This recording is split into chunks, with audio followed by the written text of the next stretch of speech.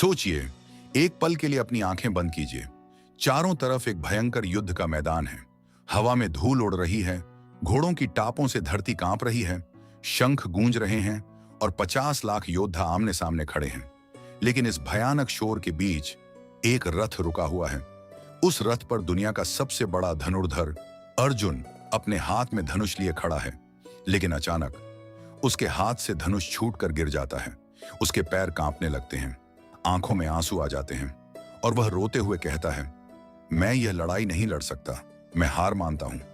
ठहरिए और सोचिए, क्या यह कहानी सिर्फ 5000 साल पुरानी है? नहीं, यह कहानी आपकी है, यह कहानी मेरी है। कुरुक्षेत्र केवल हरियाणा का वह मैदान नहीं है। कुरुक्षेत्र आपका दफ्तर है, आपका घर है, आपका कॉलेज है और आपके दिमाग के अंदर चलने वाली दिन रात की जंग है। अर्जुन आप हैं। जब आप किसी काम को करने से पहले हार मान लेते हैं, जब असफलता का डर आपको घेर लेता है, जब डिप्रेशन, ओवरथिंकिंग और अपनों का धोखा आपको अंदर से तोड़ देता है। और उस रथ पर जो सारथी बैठकर अर्जुन को देख रहा है, वह है भगवान श्री कृष्ण। श्री कृष्ण कोई दूर बैठे भगवान नहीं है, वे आपके अंदर छिपी आपकी विवेक बुद्धि हैं, आपकी आत्मा की आवाज है। आज की इस ऑडियो यात्रा में हम गीता के किसी कठिन श्लोक की बात नहीं करेंगे। हम बात करेंगे उस महाज्ञान की जो अगर आपके दिल में उतर गया तो दुनिया की कोई भी मुसीबत, कोई भी असफलता आपको कभी तोड़ नहीं पाएगी। चलिए शुरू करते हैं इस महान सफर को।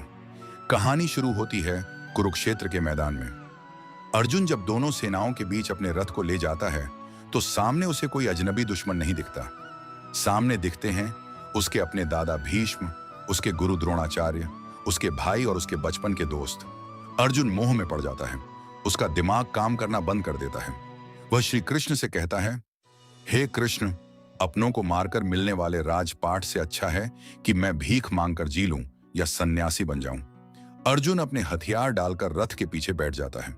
यहां से शुरू होता है गीता का पहला पाठ, मोह ही सारे दुखों की जड़ है। श्री कृष्ण मुस्कुराते हैं। वे अर्जुन को डांटते नहीं हैं, बल्कि कहते हैं, हे अर्जुन, संकट की इस घड़ी में यह कायरता कहां से आ गई? उठो, अपने मन की इस कमजोरी को त्यागो और युद्ध करो। जब अर्जुन रोते हुए श्री कृष्ण की शरण में आता है और कहता है कि मुझे रास्ता दिखाइए, मैं आपका शिष्य बनता हूं, तब श्री कृष्ण उसे देते हैं कर्म योग का अमर ज्ञान। श्री कृष्ण कहते हैं, कर्मण्येवाधिकारस्ते मा फलेषु कदाचन। इसका सीधा और सच्चा अर्थ क्या है? श्री कृष्ण कहते हैं, अर्जुन, तुम्हारा अधिकार केवल अपने कर्म पर है, उसके परिणाम पर तुम्हारा कोई बस नहीं है। सोचिए, हम आज दुखी क्यों हैं? क्योंकि जब हम कोई काम शुरू करते हैं तो हमारा 90% ध्यान इस बात पर होता है कि अगर मैं फेल हो गया तो क्या होगा, अगर मुझे पैसे नहीं मिले तो क्या होगा, अगर लोग मुझ पर हंसे तो क्या होगा। श्री कृष्ण कहते हैं कि जब तुम परिणाम की चिंता करते हो तो तुम अपनी आधी ऊर्जा डर में गंवा देते हो। परिणाम तुम्हारे हाथ में है ही नहीं, तुम्हारे हाथ में केवल तुम्हारा आज का प्रयास है। जब तुम फल की उम्मीद छोड़ देते हो और केवल अपने काम में 100% डूब जाते हो तो असफलता का डर अपने आप खत्म हो जाता है। इसी को कहते हैं निष्काम कर्म। श्री कृष्ण आगे अर्जुन को बताते हैं कि यह शरीर एक कपड़े की तरह है। जैसे इंसान पुराने कपड़े बदलकर नए कपड़े पहनता है, वैसे ही आत्मा पुराना शरीर छोड़कर नया शरीर धारण करती है। आत्मा को न शस्त्र काट सकते हैं, न आग जला सकती है, न पानी भिगो सकता है और न हवा सुखा सकती है। जब आत्मा अमर है तो फिर खोने का डर कैसा, मृत्यु का डर कैसा? इसके बाद श्री कृष्ण ध्यान योग सिखाते हैं। वे कहते हैं कि तुम्हारा मन ही तुम्हारा सबसे बड़ा दोस्त है और यही मन तुम्हारा सबसे बड़ा दुश्मन है। अगर तुमने मन को वश में कर लिया तो तुम राजा हो, लेकिन अगर तुम मन के गुलाम बन गए तो तुम अपनी ही जिंदगी के सबसे बड़े तबाह करने वाले बन जाओगे। जब अर्जुन पूछता है कि हे कृष्ण, ये मन तो हवा की तरह चंचल है, इसे वश में कैसे करें? तो श्री कृष्ण 2 रास्ते बताते हैं, अभ्यास, प्रैक्टिस और वैराग्य, डिटैचमेंट। बार बार कोशिश करो और जो चीजें तुम्हें भटकाती हैं उनसे दूरी बनाओ। अब यात्रा आगे बढ़ती है। अर्जुन का दिमाग थोड़ा शांत होता है, लेकिन उसके मन में सवाल आता है, हे कृष्ण, आप कौन हैं? ईश्वर क्या है? यहां से शुरू होता है भक्ति योग का अद्भुत सफर। श्री कृष्ण अर्जुन को समझाते हैं कि यह पूरी दुनिया ईश्वर की ही अभिव्यक्ति है। जल में जो स्वाद है वह मैं हूं, सूर्य और चंद्रमा में जो प्रकाश है वह मैं हूं, वेदों में AUM मैं हूं। हवा में जो सुगंध है और इंसानों में जो साहस और बुद्धि है, वह सब मैं ही हूं। श्री कृष्ण कहते हैं कि लोग मुझे मूर्तियों में ढूंढते हैं, लेकिन मैं तो हर जीव के दिल में बैठा हुआ हूं। जो इंसान हर प्राणी में मुझे देखता है और मुझे हर प्राणी में देखता है, वह कभी अकेला या बेसहारा नहीं हो सकता। फिर आता है श्रीमद् भगवद गीता का सबसे अलौकिक दृश्य। अर्जुन श्री कृष्ण से कहता है, हे पुरुषोत्तम, मैं आपके उस रूप को देखना चाहता हूं जिससे यह पूरा ब्रह्मांड चलायमान है। श्री कृष्ण अर्जुन को दिव्य दृष्टि देते हैं और फिर अर्जुन जो देखता है उससे उसकी कांप उठती है। अर्जुन देखता है कि श्री कृष्ण के करोड़ों चेहरे हैं, करोड़ों आंखें हैं, करोड़ों हाथ हैं। उनके एक मुख में सूर्य और तारे समा रहे हैं, तो दूसरे मुख में कुरुक्षेत्र के सारे योद्धा भीष्म, द्रोण, कर्ण और दुर्योधन समय के गाल में समाते चले जा रहे हैं। अर्जुन देखता है कि भूत, वर्तमान और भविष्य सब कुछ श्री कृष्ण के अंदर एक साथ घटित हो रहा है। जो युद्ध अर्जुन को लड़ना था, वह काल के चक्र में पहले ही लड़ा जा चुका है। सारे योद्धा पहले ही मारे जा चुके हैं। श्री कृष्ण अपने उस भयंकर और दिव्य रूप में कहते हैं, कालोस्मि लोक अक्षय कृत प्रवृद्धो, मैं काल हूं जो सबका अंत करने आया हूं। श्री कृष्ण अर्जुन से कहते हैं, अर्जुन, ये सब योद्धा अपने ही कर्मों से पहले ही मारे जा चुके हैं। तुम तो केवल एक निमित्त, मीडियम इंस्ट्रूमेंट बनो। उठो, अपना धनुष उठाओ और अपना नाम दर्ज करो। यह दृश्य पढ़कर या सुनकर इंसान की रूह कांप जाती है। इसका जीवन का सबसे बड़ा संदेश यह है, आप और हम इस ब्रह्मांड के रचयिता नहीं हैं। हम सब ईश्वर के हाथ की केवल एक कठपुतली या माध्यम हैं। जब आप यह समझ जाते हैं कि सब कुछ ईश्वर ही चला रहा है, तो आपका अहंकार चूर चूर हो जाता है। आपको समझ आता है कि क्रेडिट लेने की होड़ या हारने का तनाव सब बेकार है। आपको बस अपना रोल ईमानदारी से निभाना है। अर्जुन डर कर हाथ जोड़ता है और श्री कृष्ण से प्रार्थना करता है कि वे वापस अपने सौम्य मानवीय रूप में आ जाएं। श्री कृष्ण अपने शांत रूप में लौटते हैं और अर्जुन को गले लगाते हैं। वे कहते हैं, अर्जुन, जो इंसान बिना किसी शर्त के, बिना किसी लालच के मुझे अपना सब कुछ सौंप देता है, उसकी सारी जिम्मेदारी मैं स्वयं उठा लेता हूं। अब श्री कृष्ण अर्जुन को इंसान के मनोविज्ञान का सबसे गहरा सच बताते हैं। वे बताते हैं कि यह पूरी दुनिया और हर इंसान का मन 3 गुणों से मिलकर बना है। 1, सत्व गुण, यह शांति, ज्ञान, सच्चाई और निस्वार्थ भाव का गुण है। जब इंसान के अंदर सत्व गुण बढ़ता है तो उसका मन शांत रहता है, उसे अच्छी नींद आती है और वह स्पष्ट सोच पाता है। 2, रजस गुण, यह इच्छाओं, लालच, दौड़ भाग और बेचैनी का गुण है। जब यह गुण हावी होता है तो इंसान कभी संतुष्ट नहीं होता, वह हमेशा और ज्यादा पाने की अंधी दौड़ में भागता रहता है। 3, तमस गुण, यह आलस्य, नशा, अंधकार, गुस्सा और अज्ञानता का गुण है। जब यह गुण हावी होता है तो इंसान काम को टालता है, दिन भर सोता रहता है और छोटी छोटी बात पर चिढ़ जाता है।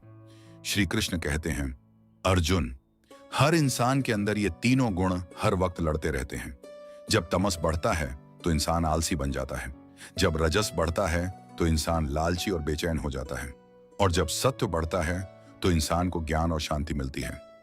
आज की जिंदगी की सीख, अपनी जांच कीजिए। अगर आप दिन भर रील्स स्क्रॉल कर रहे हैं, बिस्तर से उठने का मन नहीं कर रहा, तो आप तमोगुण के शिकार हैं। अगर आप हर वक्त पैसों के पीछे भाग रहे हैं, तनाव में हैं, दूसरों से जल रहे हैं, तो आप रजोगुण के वश में हैं। और अगर आप शांत मन से अपना काम कर रहे हैं, दूसरों की मदद कर रहे हैं और खुश हैं, तो आप सत्व गुण में हैं। गीता का लक्ष्य हमें तमस से रजस में लाना, रजस से सत्व में लाना और अंत में इन तीनों गुणों से ऊपर उठाकर गुणातीत बनाना है। इसके बाद अध्याय 15 में आता है पुरुषोत्तम योग, जहां संसार की तुलना एक ऐसे बरगद के पेड़ से की गई है जिसकी जड़ें ऊपर आकाश ईश्वर में हैं और शाखाएं नीचे जमीन संसार में फैली हुई हैं। श्री कृष्ण कहते हैं कि जो इंसान इस संसार रूपी पेड़ को वैराग्य और ज्ञान के कुल्हाड़े से काट देता है, वह परम पद को प्राप्त करता है। अब हम पहुंचते हैं गीता के अंतिम चरण में। अध्याय 16 में श्री कृष्ण 2 तरह के इंसानों की बात करते हैं, दैवी स्वभाव वाले और आसुरी स्वभाव वाले। दैवी गुण क्या हैं? निडरता, मन की पवित्रता, दान, दया, सत्य, अहिंसा और गुस्सा न करना। आसुरी गुण क्या हैं? घमंड, अहंकार, क्रोध, कठोरता और अज्ञान। श्री कृष्ण साफ चेतावनी देते हैं कि काम, क्रोध और लोभ, ये तीन चीजें नरक के तीन दरवाजे हैं। जो इंसान इन तीनों के बहकावे में आता है वह अपने ही हाथों अपना विनाश कर लेता है। अध्याय 18 में श्री कृष्ण पूरी भगवत गीता का निचोड़ अर्जुन के सामने रख देते हैं। वे सन्यास और त्याग का अंतर समझाते हैं। वे कहते हैं, कर्मों को छोड़ देना सन्यास नहीं है, बल्कि कर्म करते हुए उसके फल की इच्छा को छोड़ देना ही सच्चा त्याग है। वे कहते हैं कि दुनिया में तीन तरह के सुख होते हैं। तामसिक सुख, जो शुरुआत में भी मीठा लगता है और बाद में भी, लेकिन इंसान को आलसी और बर्बाद कर देता है, जैसे नशा या दिन भर सोना।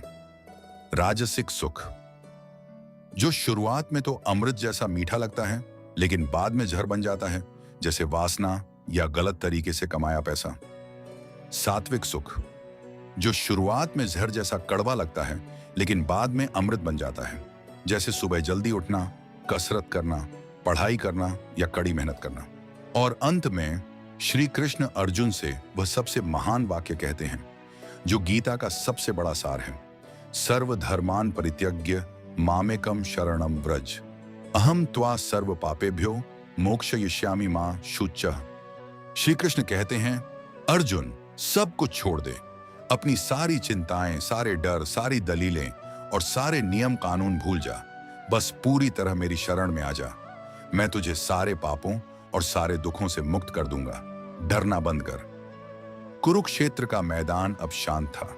श्री कृष्ण का उपदेश पूरा हो चुका था। 18 अध्यायों का महाज्ञान अर्जुन की आत्मा में उतर चुका था। उसके मन का सारा अंधेरा, सारा मोह और सारा डर गायब हो चुका था। श्री कृष्ण ने अर्जुन की आंखों में आंखें डालकर पूछा, श्री कृष्ण, हे पार्थ, क्या तुमने मेरी बातों को एकाग्रचित्त होकर सुना? क्या तुम्हारा अज्ञान और तुम्हारा मोह अब नष्ट हुआ? अर्जुन ने अपने आंसू पोंछे। उसने अपने गांडीव धनुष को उठाया, उसकी प्रत्यंचा चढ़ाई और भगवान श्री कृष्ण के चरणों में सिर झुकाकर कहा, नष्टो मोह स्मृतिर्लब्धा त्वत्प्रसादान मयाच्युत स्थितोस्मि गत संदेह करिष्ये वचनम तव डीयो। हे अच्युत, आपकी कृपा से मेरा मोह नष्ट हो गया है। मुझे मेरी खोई हुई स्मृति और शक्ति वापस मिल गई है। अब मेरे सारे संदेह मिट चुके हैं। आप जैसा कहेंगे मैं वैसा ही करूंगा। और अर्जुन खड़ा हुआ और उसने अपने जीवन का सबसे बड़ा युद्ध लड़ा और विजय प्राप्त की। यदि आप इस पूरी ऑडियो यात्रा से केवल 5 बातें अपने जीवन में उतार लें तो आपकी जिंदगी हमेशा के लिए बदल जाएगी। 1, फोकस सिर्फ एक्शन पर रखो, रिजल्ट पर नहीं। परिणाम आपके हाथ में नहीं है, इसलिए उसके डर से आज का काम मत रोको। अपना 100% दो, बाकी ईश्वर पर छोड़ दो। 2, परिस्थितियां हमेशा बदलती हैं। सुख और दुख, जीत और हार मौसम की तरह आते जाते रहते हैं। अच्छे वक्त में उड़ो मत और बुरे वक्त में टूटो मत। 3, मन को मास्टर बनाओ, गुलाम नहीं। रोज थोड़ा समय ध्यान और को दो। मन को अपने हिसाब से चलाओ, मन के हिसाब से खुद मत चलो। 4, कड़वी मेहनत ही सच्चा सुख देती है। जो काम आज मुश्किल और कड़वा लग रहा है, जैसे अनुशासन, मेहनत, पढ़ाई, वही कल आपको राजा बनाएगा। 5, समर्पण कर दो। जब भी लगे कि अब कोई रास्ता नहीं दिख रहा तो अपनी चिंताएं ईश्वर को सौंप दो और कहो, मैंने अपना सर्वश्रेष्ठ कर दिया, अब आगे का रास्ता आप संभालो। श्रीमद् भगवद गीता केवल एक धार्मिक ग्रंथ नहीं है, ये जीने की कला है। जब भी जिंदगी में अंधेरा लगे, गीता का कोई भी पन्ना खोल लेना, आपको आपकी हर समस्या का जवाब मिल जाएगा। जय श्री कृष्णा। अगर इस वीडियो ने आपके दिल को छुआ हो तो चैनल को लाइक, शेयर और सब्सक्राइब करना ना भूलें। कमेंट में जरूर बताएं, गीता का कौन सा विचार आपको सबसे ज्यादा प्रेरित करता है।